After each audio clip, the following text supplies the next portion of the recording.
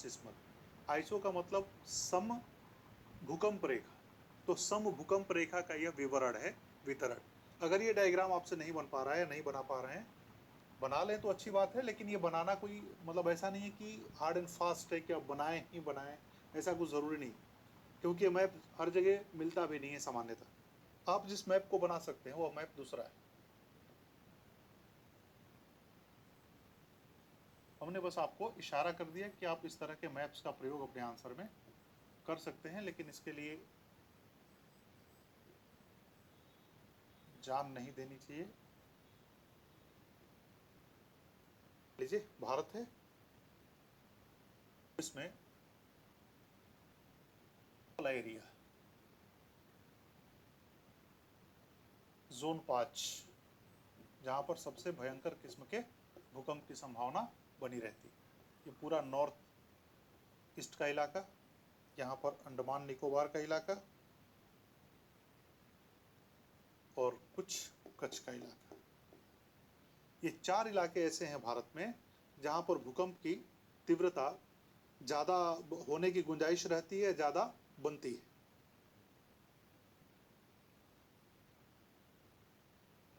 देखिए, ये हो गया आपका जोन 5। जोन 5।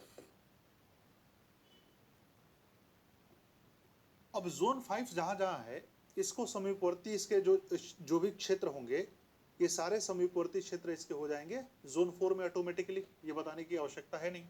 तो ये वाला जितना भी आपका ये इलाका है, ये पूरा का पूरा इलाका ये जोन 4 में आ जाता है।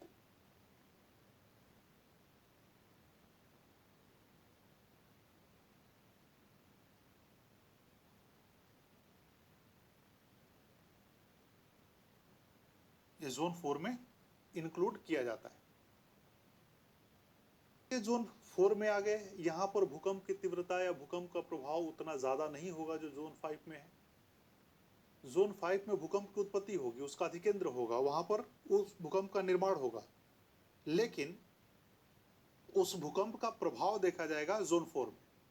जोन 3 में जब हम लोग आएंगे तो ऑटोमेटिकली ये थोड़ा सा और भी कम हो जाएगा। जो भारत का आप ये समझिए कि जो भारत का प्रायद्वीपीय हिस्सा है, प्रायद्वीपीय खंड है, वह जोन 1 में आता है। मतलब कि जैसे मान लीजिए कि अब इसको एक लाइन से दर्शा लें हम लोग प्लस से,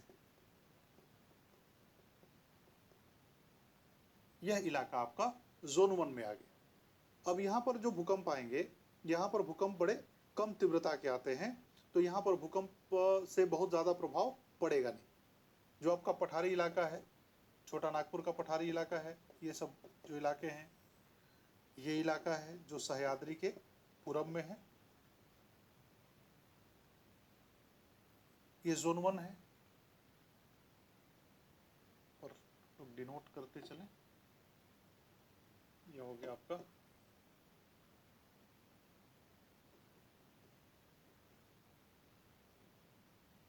जोन 4।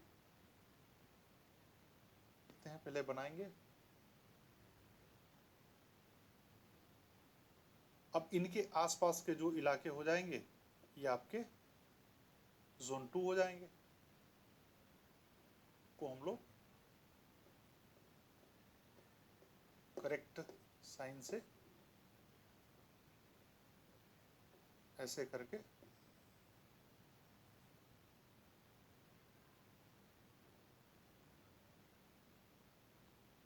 ऐसे करके इसको दर्शाया जा सकता है। ऐसे करके हम लोग इसको दिखा सकते हैं। ये हो गया जोन 2 आपका। फिर बच जाता है आखिरी में जोन 3। तो जोन 3 को हम लोग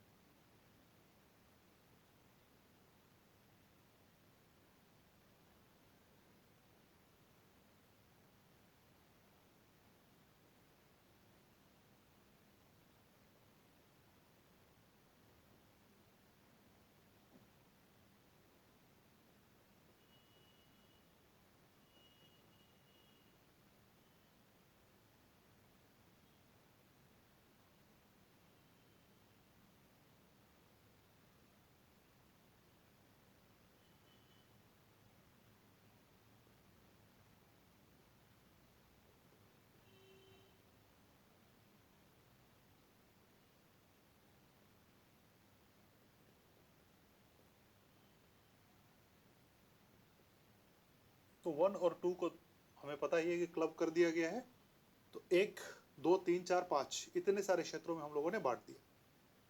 अब देखिए जो जोन 5 है, ये सबसे खतरनाक किस्म के भूकंप का क्षेत्र है। कश्मीर है, हिमाचल प्रदेश है, उत्तराखंड है, उत्तरी बिहार का क्षेत्र है, पूर्वोत्तर भारत है, अंडमान निकोबार है और कच्छ इलाके हाईली इंटेंसिफाइड भूकंप के क्षेत्र होते हैं, जहां पर 9 या 9 से अधिक तीव्रता के मर्केली स्केल पर भूकंप आ सकता है, 8 तीव्रता के रिक्टर स्केल पर भूकंप आ सकते हैं, और यहाँ पर जो कोफिशिएंट वैल्यू है भूकंप का, कोफिशिएंट इंडेक्स है, जो गुणांक सूचकांक है, वह 0.08 से अधिक हो सकता है, 0.08 तक हो सकता है। तो ये इलाका हो गया, यहाँ पर भूकंप के अधिकेंद्र हो सकते हैं, यहाँ पर भूकंप की उत्पत्ति हो सकती है, इसलिए ज्यादा प्रभावशाली हो जाते हैं। यहाँ से जब तैरता हुआ भूकंप पहुंचता है तो जोन 4 में ट्रांस हिमालय का क्षेत्र आपका आ जाता है, उत्तर प्रदेश का क्षेत्र आ जाता है, दिल्ली का क्षेत्र आ जाता है। दिल्ली ध्यान रखिएगा, दिल्ली एनसीआर में जो भूकंप बार बार आ रहा है, तो दिल्ली एनसीआर जोन 4 में है, जोन 4 में है, इसलिए यहां पर भी उच्च तीव्रता के भूकंप की संभावना बनी रहती है। तो कहते हैं एक तरह से जोन 2 और 1 को मिला के जो जोन 2 किया गया है, इसको कहते हैं नॉर्मल सिस्मिक। जोन 1 और 2 को मिला के 1+2 को कहते हैं नॉर्मल सिस्मिक जोन, सामान्य भूकंपीय क्षेत्र, सिस्मिक जोन। जोन 3 को कहते हैं मॉडरेट सिस्मिक जोन। 4 को कहते हैं सीवियर सिस्मिक जोन। 5 को कहा जाता है वेरी सीवियर।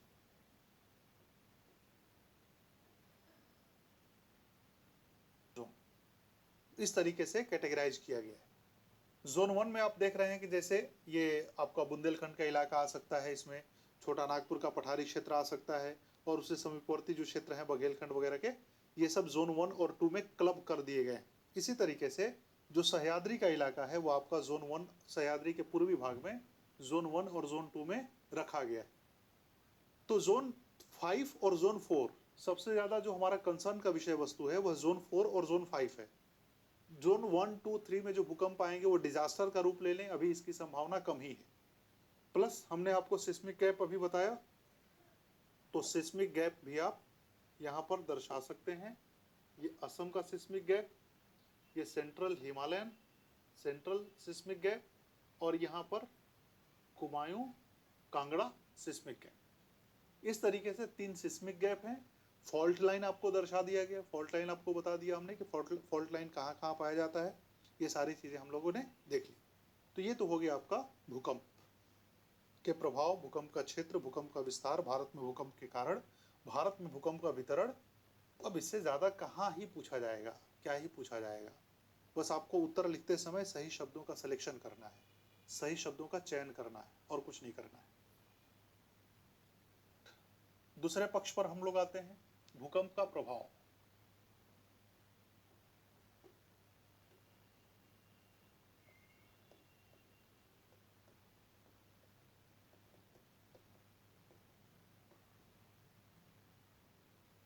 प्रभाव, तो भूकंप का प्रभाव वही 3 कैटेगरी में इसको बांट दीजिए, आर्थिक प्रभाव, इसके सामाजिक प्रभाव और इसके पर्यावरणीय प्रभाव। ये सारे प्रभावों को आप जनधन की क्षति ऐसे लिख सकते हैं,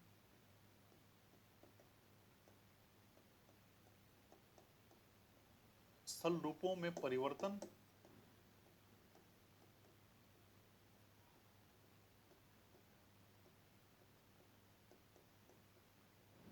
नदियों के मार्ग में परिवर्तन,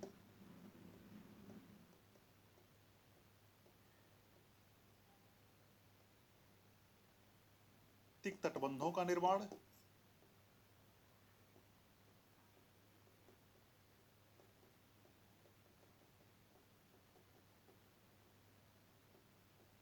इसी तरीके से आप लिख सकते हैं पर्यावरण का विनाश,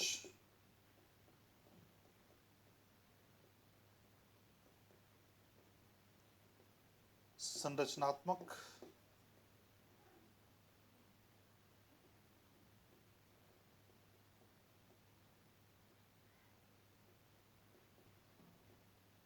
क्षति, मृदा की उर्वरता पर प्रभाव,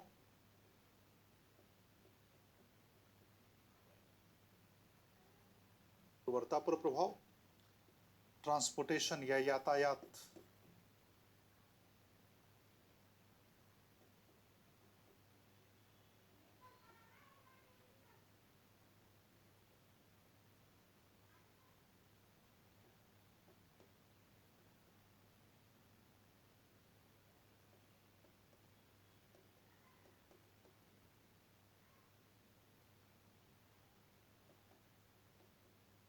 मवेशियों की मृत्यु, है ना। ये सारी चीजें आप देख सकते हैं, सारी चीजों को इसमें रखा जा सकता है।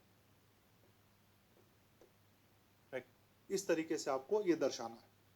अब भूकंप को आपदा के रूप में जब आप दर्शाते हैं तो आपके पास ये ऑथेंटिक रूप से होना चाहिए कि भूकंप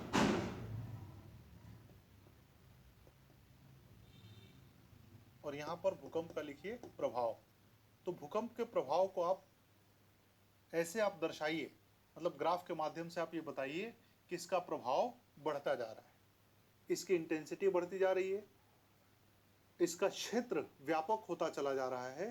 पहले जहां पर भूकंप नहीं आता था, जैसे कच्छ को सुरक्षित माना जाता था, महाराष्ट्र को सुरक्षित माना जाता था, लेकिन जब से वहां पर कोयना का भूकंप, कच्छ का भूकंप, भुज का भूकंप आया है, ये सारे मिथ हमारे टूट गए। तो ऐसा आप मान के चलिए कि नए नए क्षेत्र उभर के आ रहे हैं भूकंप से प्रभावित होने वाले, नए नए इलाके हमें रोज देखने को मिलते हैं भूकंप से प्रभावित होने वाले। तो हमारे ऊपर इसका प्रभाव व्यापक होता जा रहा है। तीसरी बात कि बढ़ती हुई जनसंख्या की वजह से, अत्यधिक जनसंख्या की वजह से अब उन क्षेत्रों में पॉपुलेशन डेंसिटी या जनघनत्व तो ज़्यादा होने लगा है जहाँ पर पहले विरली जनसंख्या निवास करती थी। जैसे उत्तराखंड की आज की जनसंख्या लगभग, मतलब कि आज के डेट में उसकी जनसंख्या 1 करोड़ से ज़्यादा है। इसी तरीके से जब जनसंख्या बढ़ेगी, आने वाले समय में और बढ़ेगी, जनसंख्या घटने का तो कोई सवाल है नहीं। 2 करोड़, 4 करोड़, 5 करोड़ हो जाए जनसंख्या अगर वहाँ पर उत्तराखंड, तो सरकार तो ये तो नहीं कह सकती कि भागो यहाँ से, हमारे राज्य को छोड़ के भागो। लेकिन पहले अगर मान लेते हैं कि 100 लोग रहते थे और भूकंप आया तो उसमें से 1 लोग हो सकता है कि मृत्यु हो जाए, 1% व्यक्ति की मृत्यु हो जाए। अगर अब आज के डेट में मान लीजिए अगर उसकी जनसंख्या 1 करोड़ हो गई, 1 करोड़ हो गई, और 1 करोड़ में अगर 1% व्यक्ति अगर प्रभावित हो रहे हैं तो देखिए इनकी संख्या कितनी हो जाएगी, 1 लाख हो जाएगी। संख्या जैसे जैसे बढ़ेगी, किसी भी आपदा या किसी भी हजार्ड से होने वाला संकट, होने वाली क्षति उसी अनुपात में गुणांक रूप से बढ़ती है ना, अंक गणितीय मेथड से नहीं, वह घातकीय मेथड से बढ़ती है। राइट, जैसे 1 से 2 हो जाना, 2 से 4 हो जाना, 4 से 8 हो जाना, इस रूप में गुणात्मक वृद्धि इसमें होने लगती जनसंख्या के बढ़ने की वजह से। तो भूकंप का प्रभाव अगर ऐसे जा रहा है तो भूकंप को आपदा हम लोग क्यों ना घोषित करें। और भूकंप का क्षेत्र बढ़ता जा रहा है, भूकंप से होने वाली क्षति बढ़ती जा रही है। भाई उत्तराखंड में पहले कोई इंफ्रास्ट्रक्चर डेवलपमेंट नहीं था तो उसकी इकोनॉमिक वैल्यू बहुत कम आकी जाती थी या नहीं आकी जाती थी। अब होटल्स हैं, मोटल्स हैं, रेस्टोरेंट हैं, रिजॉर्ट्स हैं, राइट, वहाँ पर सड़कें बना दी गई हैं, वहाँ पर धर्मशालाएं बना दी गई हैं। अब अगर भूकंप आता है किसी क्षेत्र में और इन सारी चीज़ों का नुकसान हो जाता है तो ये सब क्या हो जाएगा, आर्थिक क्षति हमारी मल्टीप्लाई होगी, आर्थिक क्षति हमारी बढ़ गई। तो इस तरीके से इसको आपदा के रूप में हम चिन्हित कर सकते हैं। भूकंप आ जाए तो दिल्ली के भूकंप की उम्मीद ये है कि अगर 7-8 स्केल पर अगर भूकंप आ जाए तो दिल्ली की कुछ बिल्डिंगें कोलैप्स कर सकती हैं, गिर सकती हैं, धंस सकती हैं। और एक स्टडी ये कहता है कि चूंकि दिल्ली में एलुवियल प्लेन है, जलोढ़ मिट्टी है, ये भूकंप की जो तरंगे हैं उनकी इंटेंसिटी को कम कर देगी, और इंटेंसिटी कम हो जाएगी तो उसका प्रभाव कम हो जाएगा। तो दिल्ली में भूकंप को लेकर 2 धारणाएं हैं कि एक तो बहुत ज़्यादा नुकसान हो जाएगा और एक कहता है कि नुकसान उतना ज़्यादा नहीं होगा। लेकिन दिल्ली की जो संरचनाएं हैं, जो इमारतें हैं, जो बिल्डिंगें हैं, जो कंपटीशन की होड़ में और भ्रष्टाचार के दौर में जितनी कमज़ोर कहीं कहीं बिल्डिंगें बनाई जा रही हैं, तो इन बिल्डिंगों को देख के ऐसा लगता है कि आने वाले समय में अगर कभी भूकंप तेज आ जाए, ये सारी बिल्डिंग कोलैप्स कर सकती है, बर्बाद हो सकती है, क्योंकि बिल्डिंग की नींव बड़ी कमज़ोर है दिल्ली की अगर हम लोग बातचीत करें तो। अब आइए भूकंप के प्रबंधन पर हम लोग बात कर लेते हैं।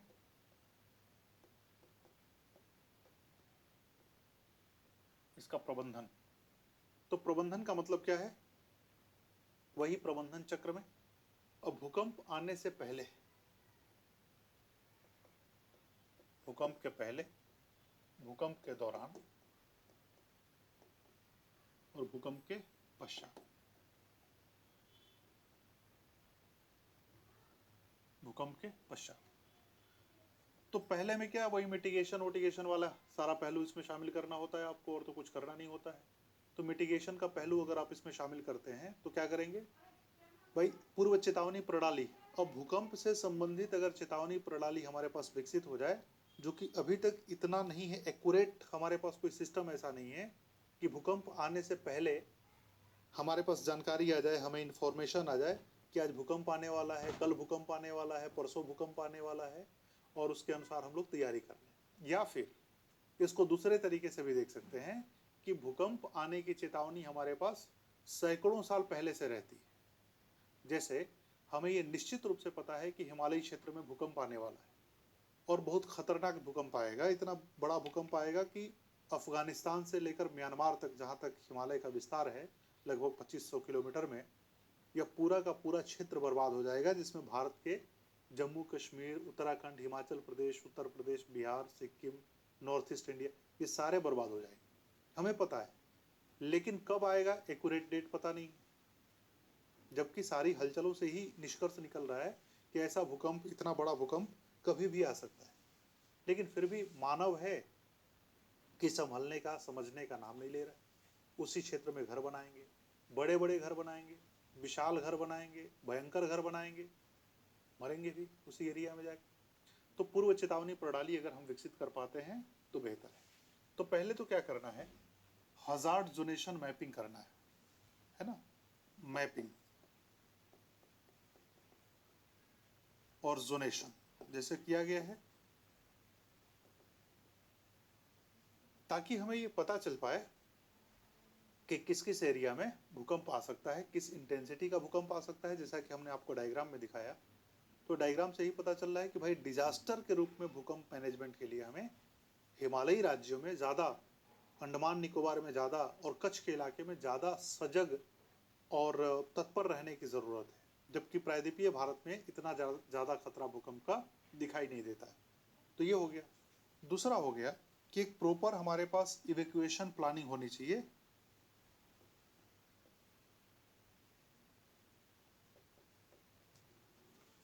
इवैक्यूएशन का मतलब होता है लोगों को विस्थापित करना, या रिक्तीकरण उसको कह सकते हैं। रिक्तीकरण योजना हमारे पास बेहतर होनी चाहिए कि भूकंप आने की दशा में या भूकंप आने की संभावना की दशा में हम उन लोगों को कहाँ विस्थापित करेंगे, जगह की पहचान हमारे पास होनी चाहिए। फिर भूकंप के दौरान जिन जिन चीज़ों की ज़रूरत पड़ सकती है, जैसे कुछ मशीनरी है मलबे हटाने के लिए, सड़कें टूट जाएंगी उनको बनवाने के लिए, कुछ लोग प्रभावित हो जाएंगे, उनके दाह संस्कार के लिए, उनके इलाज के लिए हमारे पास पहले से ही तैयारी रहनी चाहिए। उनकी दवाई के लिए, उनके राहत कार्यों के लिए सभी तरह की सुविधाएं हमारे पास कम से कम होनी चाहिए। तो ये सारे पहलू को यहाँ पर देखा जा सकता है इवैक्यूएशन प्लानिंग के रूप में, रिक्तीकरण योजना के रूप में। दौरान और भूकंप से पहले आप क्या कर सकते हैं, एक प्रशिक्षण दे सकते हैं मॉक ड्रिल के माध्यम से। जैसे होता है ना कि मॉक ड्रिलिंग, मॉक इंटरव्यू जिस तरीके से कराया जाता है, छद्म साक्षात्कार मुख्य साक्षात्कार या असली साक्षात्कार से पहले, उसी तरह के माहौल में अभ्यर्थी को डाला जाता है, ताकि कौन कौन सी दिक्कतें आ सकती है, कौन कौन सी परेशानियां आ सकती है, इससे पहले ही अभ्यर्थी अवगत हो जाए, और जब वास्तविक स्थिति का सामना करना पड़े तो उन सब कमियों से बच सके। ऐसे ही कई बार आपने देखा होगा, अगर आप मेट्रो सिटी में रहते होंगे तो मेट्रोज़ के अंदर या आसपास के इलाकों में मॉक ड्रिल किया जाता है टेररिज्म को लेकर, टेररिस्ट को लेकर, फायर को लेकर ट्रेनिंग दी जाती है कि अगर मान लो आग लग गई तो क्या करोगे, अगर आतंकवादी आ गए तो क्या करोगे, अगर कहीं पर कोलिजन हो गया ट्रेन का तो क्या करोगे। ठीक इसी तरीके से भूकंप अगर आ जाए तो क्या करना चाहिए, इसके लिए पहले वहाँ के नागरिकों को प्रशिक्षित कर देना ज़्यादा ज़रूरी है। ज़्यादा ज़रूरी ये बताना भी है कि भाई किस तरह की एक्टिविटी आपको दिखने लगे तो आप समझिए कि किसी भूकंप के आने की आहट हो रही है। जैसे भूकंप जब सामान्यतः आता है तो उसमें ये भी देखा जाता है, ये भी बताया जाता है, समझा जाता है कि कुछ जानवरों का बिहेवियर या कुछ जानवरों का व्यवहार बदल जाता है। वायुमंडल में जो रेडान की मात्रा होती है वो रेडान की मात्रा बढ़ जाती है, मतलब कुओं में रेडान गैस की मात्रा बढ़ जाती है, ऐसा माना जाता है। कुत्ते, हाथी, गाय अलग अलग तरीके से व्यवहार करने लगते हैं, लेकिन उन व्यवहार को कैसे पहचाना जाए उसके लिए प्रशिक्षित करना जरूरी है, नंबर एक। दूसरा हो गया कि ये पाया गया है कि भूकंप से जितने लोगों की मृत्यु नहीं होती है, जितने लोग हताहत नहीं होते हैं, उससे अधिक लोग कहीं भूकंप में भगदड़ मचा के हताहत हो जाते हैं। भूकंप में मतलब कि मिसमैनेजमेंट की वजह से हताहत हो जाते हैं, परेशान हो जाते हैं, संकट में आ जाते हैं। ये सारी चीज़ें हमें समझनी होगी। उनको ट्रेंड करना चाहिए और ट्रेंड करना पड़ता है और ट्रेंड किया भी जाना चाहिए और किया जाता भी।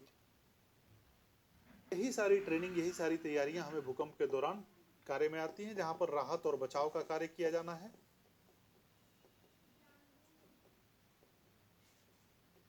और फिर भूकंप के पश्चात रिकवरी, जितने लोग हताहत हुए हैं, डैमेज हुए हैं, मृत्यु हुई है, घायल हुए हैं, उनको प्रॉपर ट्रीटमेंट देना। जैसे जो घायल हैं उनको उपयुक्त हॉस्पिटल में पहुंचाना, बढ़िया हॉस्पिटल में उनका इलाज करवाना। उसके लिए हॉस्पिटल का इंफ्रास्ट्रक्चर हमने पहले ही कहा कि तैयार रखना चाहिए, रखना पड़ता है, डॉक्टर्स, एम्बुलेंस, इन सब चीज़ों की व्यवस्था रखनी पड़ती। फिर इसमें जो लोग, जिन लोगों की मृत्यु हो गई है, उनको उनकी पहचान के अनुसार उनका दाह संस्कार कर देना। फिर डेवलपमेंट का काम आ जाता है। डेवलपमेंट में रिकंस्ट्रक्शन वगैरह, पुनर्निर्माण। और पुनर्निर्माण जब आप करें तो पहले से अच्छी बिल्डिंग बनाएं, वहाँ पर पहले से अच्छी इंफ्रास्ट्रक्चर का डेवलपमेंट करें, पहले से अच्छा लिंक वहाँ पर क्रिएट करें। दरअसल कहा जाता है, और ये सच भी है, कि भूकंप लोगों को नहीं मारता है, लोग ही लोगों को मारते हैं। सिक्किम में भूकंप आता है, जापान में भूकंप आता है, लेकिन वहाँ पर आप देखिएगा कि बहुत कम संख्या में लोग हताहत होते हैं, बहुत कम संख्या में लोग प्रभावित होते हैं, बहुत कम संख्या में लोगों की मृत्यु होती है। तरफ अगर हम लोग बात करें कि अच्छा यहाँ पर कम लोगों की मृत्यु क्यों होती है, क्योंकि जापान में जिस एरिया में भूकंप के प्रति संवेदनशीलता ज़्यादा रहती है, वहाँ पर जो बिल्डिंग बनाई गई है वो छोटे छोटे घर हैं। अगर टूट के किसी के ऊपर गिर भी जाए तो बहुत ज़्यादा घायल नहीं होगा वो व्यक्ति। जो बिल्डिंग बनाई गई है, जहाँ बनाना कंपलसरी है, वहाँ पर इतना शानदार इंजीनियरिंग का प्रयोग किया गया है कि वे सारी बिल्डिंगें 8 से 9 रिक्टर स्केल के भूकंप को आसानी से झेल जाती, मतलब हिल डुल के शांत हो जाती हैं, गिरती नहीं है, कोलैप्स नहीं करती। तो जापान में करप्शन शायद उन सब बिल्डिंगों को बनाने में उतना नहीं है जितना हमारे यहाँ ठेकेदारी में करप्शन हो जाता है। हमारे यहाँ जो करप्शन होता है, भ्रष्टाचार होता है, समस्याएं होती हैं, वह बिल्डिंगों को कमज़ोर कर देती है, लोगों की ज़मीर को कमज़ोर कर देती है, और ज़मीर के कमज़ोर हो जाने की वजह से सारी चीज़ें ऐसे ही कमज़ोर हो जाती हैं। तो पुनः निर्माण जब आप करें तो उसके हिसाब से करें, उस जोनेशन के हिसाब से करें जो आपने यहाँ पर मैपिंग और जोनेशन का काम किया है।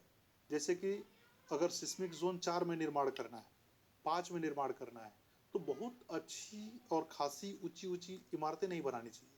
जबकि दिल्ली और समीपवर्ती क्षेत्रों में क्या देखा जा रहा है कि 50 मंजिली, 60 मंजिली इमारत यहाँ बनाई जा रही। अब ईश्वर जाने उसमें कौन सी इंजीनियरिंग का प्रयोग किया गया है, नहीं तो एक ही झटका सबको 50वीं मंजिल से ज़मीन पे ला सकता है, अगर ख़राब बिल्डिंग हुई तो। अब पता नहीं जिस तरीके की भी बिल्डिंग तैयार हुई हो, खैर जो भी डेवलपमेंट हो गया, फिर वही सब जो इंटीग्रेशन का कार्य होता है, रिहेबिलिटेशन का कार्य होता है, मानसिक जो एक रिहेबिलिटेशन की ज़रूरत पड़ती है, मानसिक रूप से जो लोग उद्वेलित हो गए हैं, बेचैन हो गए हैं, जिनके परिवार के सगे संबंधियों का साथ छूट गया है, उनको प्रॉपर उपचार देना ज़रूरी हो जाता है। तो यही है भूकंप के दौरान आने वाली समस्या, भूकंप के साथ समस्या ये है कि इसकी जो पूर्वानुमान है, इसका जो प्रिडिक्शन है, यह अभी तक प्रॉपर नहीं है। और भूकंप आता तो एक आध सेकंड के लिए, कई बार 10, 15, 20, 25 सेकंड के लिए आ सकता है, लेकिन सब कुछ खत्म कर देता है इतना जल्दी कि सोचने समझने का मौका नहीं मिलता। जैसा हम लोग बाढ़ में पढ़ते हैं, फ्लैश फ्लड इतनी तेजी से आता है कि सब कुछ एक झटके में समाप्त हो जाता है, और यह भूकंप उससे भी तेज आता है। तो फिर व्यक्तियों को संभलने का ही मौका नहीं मिल पाता, और संभलने का मौका नहीं मिलता है तो कर भी क्या सकते हैं। तो भूकंप में जो भी किया जा सकता है भूकंप से बचने के लिए, वह भूकंप से पहले ही किया जा सकता है। ना तो भूकंप के दौरान आप कुछ कर सकते हैं, और ना भूकंप के बाद कर सकते हैं। जो भी कर सकते हैं उसमें फिर निर्माण ही कर सकते हैं, अगले भूकंप की तैयारी ही कर सकते हैं। और ये जो चक्र चलता है ना भूकंप से बचाव का, ये चक्र ऐसे ही होता है, साइकिल होता है। ये हो गया पूर्व, ये हो गया दौरान, ये हो गया पश्चात। तो अगर पहले आपने तैयारी कर ली, पहले आपने अगर तैयारी कर ली, तो भूकंप के दौरान आपको मेहनत कम करनी पड़ेगी। भूकंप के दौरान आपको मेहनत कम करनी पड़ेगी, तो भूकंप के बाद का काम कम हो जाएगा। और भूकंप के बाद का काम अगर स्ट्रांगली कर लिया, शानदार तरीके से कर लिया, ईमानदारी से कर लिया, तो फिर ये भूकंप पूर्व तैयारी हमारी ऑटोमेटिकली अच्छी हो जाती है। तो ये दोनों जो चरण है ना, pre and post, they are the most crucial part of disaster management. किसी भी आपदा के पहले और किसी भी आपदा के बाद की जो घड़ी है, यह सबसे अधिक खतरनाक होती है। इस दोनों पर ज़्यादा फोकस करने की आवश्यकता होती है।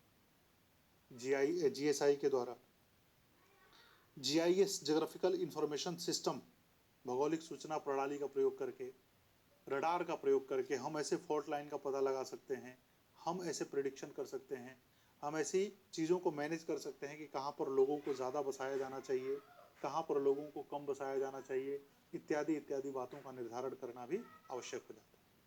तो यह है भूकंप, कुल मिला जुला कर यही टॉपिक है।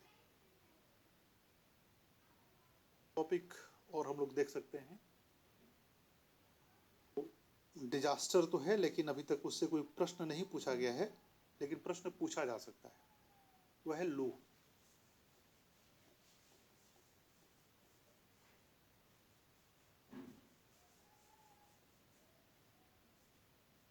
सवाल यह है कि इसको क्यों पढ़ना चाहिए हमें आपदा में, आपदा में क्यों शामिल है, आपदा के अंतर्गत क्यों रखा जाना चाहिए। किसी भी घटना को तभी रखा जाता है जब वह घटना से व्यापक स्तर पर हर तरह की क्षति पहुंचाए या पहुंचाने की पोटेंशियलिटी या संभावना रखे।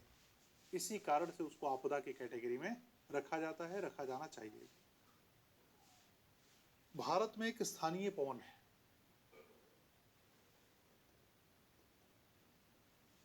स्थानीय पवन है। भूगोल में आप पढ़ते होंगे लोकल विंड्स। तो लोकल विंड्स जैसे कि रॉकीज पर है, एंडीज पर होगी, आल्प्स पर होगी, हरमट्टन है, डॉक्टर विंड है ना, सिरोक्को है, ब्लिजार्ड है, इसी तरह से एक लू भी है। तो फिर इसको आपदा क्यों कहें? लू तो सदियों से हमारे यहाँ चल रही है, आज तक तो इसको आपदा नहीं कहा गया, अब क्यों आपदा इसको कहा जा रहा है? लू को आपदा क्यों कहा जा रहा है? तो लू के बारे में जब आप या किसी भी क्वेश्चन के आंसर को लिखते समय आप ध्यान दीजिएगा कि जो आप शब्द का चयन करते हैं, जिस ग्राफिक्स का प्रयोग करते हैं, जिस मैप या डायग्राम का प्रयोग करते हैं, वह ज़्यादा महत्वपूर्ण होता है आपके शब्दों से। शब्द तो ठीक है, लेकिन उन शब्दों से ज़्यादा महत्वपूर्ण उसका प्रेजेंटेशन, उसका उपयोग, उसकी सही जगह का चयन हो जाता है। उदाहरण के लिए अगर हम लोग बात करें, साधारण सा मतलब होता था हमारे यहाँ कि जब हवा का तापमान 40 डिग्री सेंटीग्रेड से ऊपर हो जाए,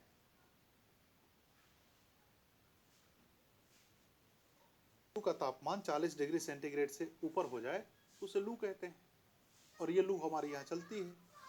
लू किस इलाके में चलती है?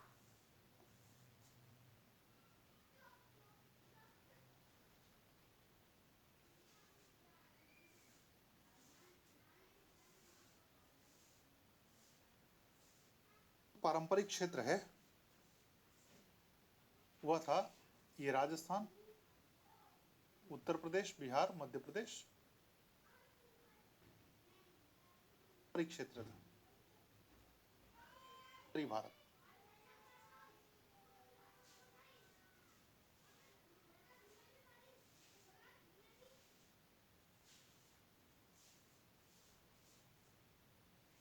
से ये क्षेत्र हुआ करता था।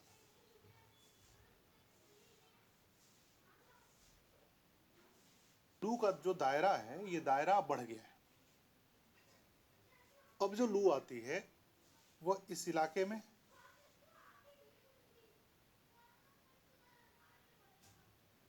यहां से निकलकर दक्षिण की तरफ, यहां से निकलकर इस तरफ, वहां से निकलकर इस तरफ, मतलब कि इसका एरिया जो है वो एक्सपेंड कर रहा है।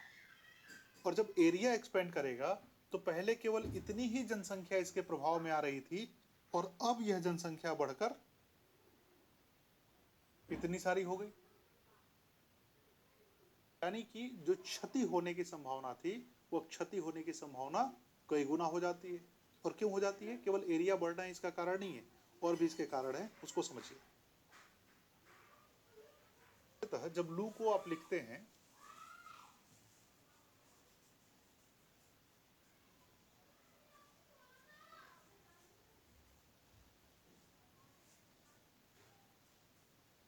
मान लीजिए टेम्परेचर है 40 डिग्री सेंटीग्रेड,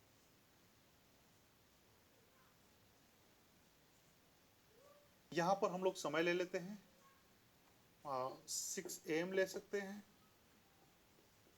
12 PM ले सकते हैं, 4 बजे का समय ले सकते हैं, 6 बजे का समय ले सकते हैं, 8 बजे का समय ले सकते हैं।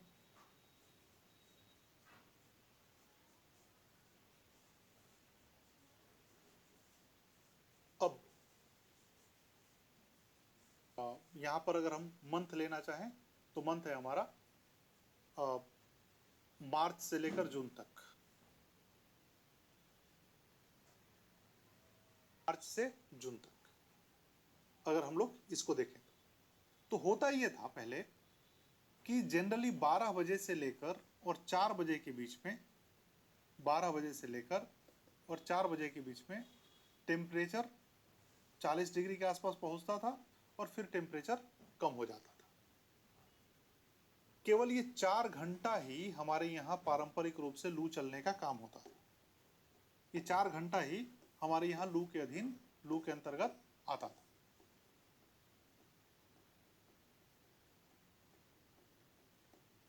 तो आप अगर ग्रामीण क्षेत्रों में रहते हैं और